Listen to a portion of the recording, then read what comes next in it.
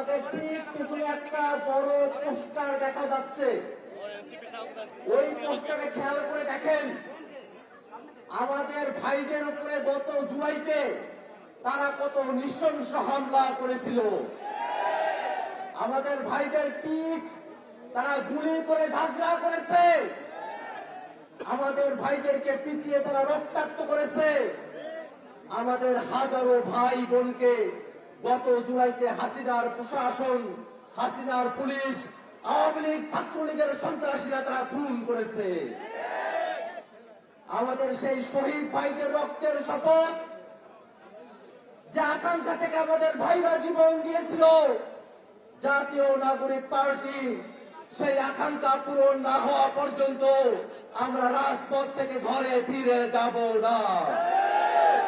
ভাইরা আমার, আমাদের লড়াই ন্যায্যতা প্রতিষ্ঠার লড়াই, আমাদের লড়াই বাংলাদেশে ইনসাফ ভিত্তিক সমাজ রাষ্ট্র ব্যবস্থা প্রতিষ্ঠার লড়াই।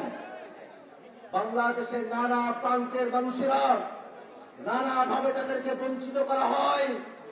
এই মৌলভীবাজারের মানুষেরা যারা চা বাগানের শ্রমিক হিসাবে কাজ করে, তাদেরকে ন্যায্য মজুরি দেওয়া হয় না। আমাদের চা শ্রমিকেরা, আমাদের রিক্সা শ্রমিকেরা, আমাদের ঠেলা মজুর কুলি, তারা সকলের বাংলাদেশ প্রতিষ্ঠা পাবে, এমন এক বাংলাদেশ প্রতিষ্ঠা করাই আমাদের লড়াই। ভাইরা আমার, আমরা যে নতুন বাংলাদেশ বিনির্মাণ করতে চাই, এই বাংলাদেশে জবাবদিহিতার ঊর্ধ্বে, প্রশ্নের ঊর্ধ্বে কোন ব্যক্তি, কোন রাজনৈতিক নেতা, কোন সরকারি আমলা, পুলিশ প্রশাসন, আর্মি থেকে আর কাউকে আমরা জবাবদিহিতার উপরে রাখতে চাই না। এই বাংলাদেশে যারা রাষ্ট্র পরিচালনা করবে, যারা জনগণের প্রতিনিধিত্ব করবে, তাদের সকলকে জনগণের কাছে পরিষ্কার থাকতে হবে। ভাইরা আমার, আমরা যে নতুন বাংলাদেশের কথা বলি, এই বাংলাদেশে সরকারি সেবার যত অফিস আছে, সেই অফিসগুলোতে গেলে আমাদের ভাইরা এখনো পর্যন্ত তাদেরকে দালালদের খপ্পরে পড়তে হয়, টাকা পয়সা ঘুষ দিয়ে সরকারি সেবা নিতে হয়। 24-এর অভ্যুত্থানের পরে ঘুষ দিয়ে সরকারি সেবা পেতে হবে, এই বাংলাদেশ আমরা আর দেখতে চাই না।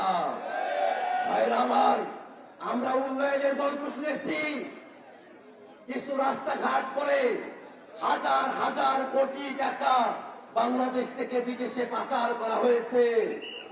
এই পাচার নির্ভর অর্থনীতি, লুটেরা অর্থনীতি, উন্নয়নের গুণা ঝোলানোর অর্থনীতি আমরা বাংলাদেশে আর দেখতে চাই না।